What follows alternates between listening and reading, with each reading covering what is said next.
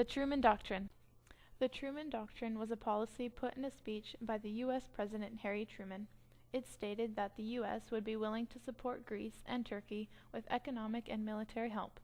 This would prevent them from falling into the Soviet sphere or communism. The United States were willing to provide a protective shield around any country that wasn't communist in an attempt to contain and end communism. This doctrine dealt with collective security and with Washington's concern for communism's domino effect. It also led directly to the Marshall Plan, NATO, and could have also started the Cold War. The Marshall Plan. On June 5, 1947, Secretary of State George C. Marshall presented a speech in which he called for an American plan to help Europe recover from World War II. The plan intended to rebuild the economies and spirits of Western Europe. It got rid of trade barriers and set up institutions which helped keep the economy on a continental level. Marshall was convinced that the key to restoring the political stability was to revitalize the nation's economy. This gave a new impulse to reconstruct Western Europe and made a decisive contribution to help renew the transport system, modernize the industrial and agricultural equipment, resume normal production, raise the productivity, and facilitate the intra-European trade. The Marshall Plan was a success. From 1948 to 1952, European economies grew at an increased rate. Trade relations led to the formation of the North Atlantic Alliance.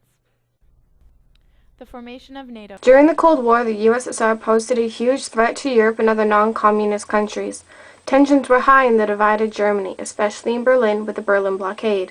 The Soviets expanded their influence in Eastern Europe, supported communist revolutions, tried to spy on Western Europe, threatened Greece and Turkey, and raised fear in the hearts of the Western anti-communists.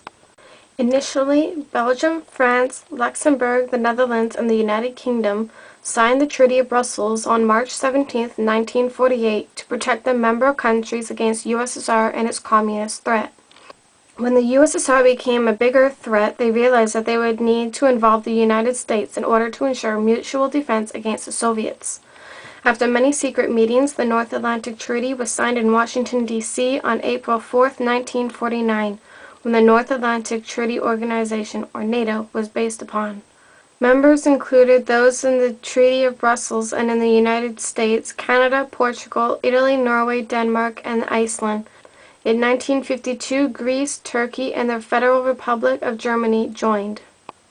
NATO is a political and military alliance formed to give its members collective security and defense. Collective security means that an attack on any of the other countries would be considered an attack on all. Members agreed not to attack each other and to defend each other against attacks. This concept is outlined in Article 5 of the North Atlantic Treaty.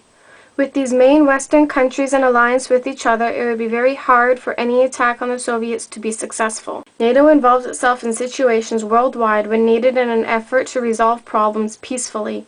It provides crisis management operations under a United Nations Security Council mandate.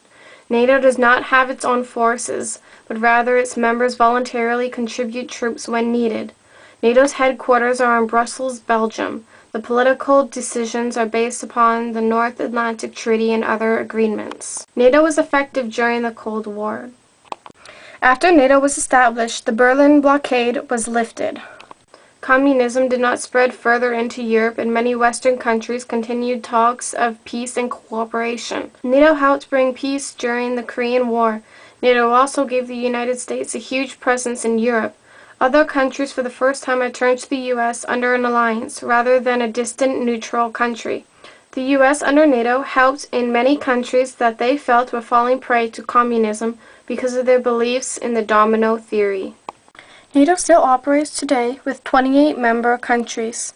Since the fall of the Berlin Wall, the end of the Cold War, and the dissolution of the Warsaw Pact, NATO has refocused on expansion to the rest of the Eastern Europe and other areas of concern, and has been involved in ongoing missions to the places such as the Horn of Africa and Afghanistan.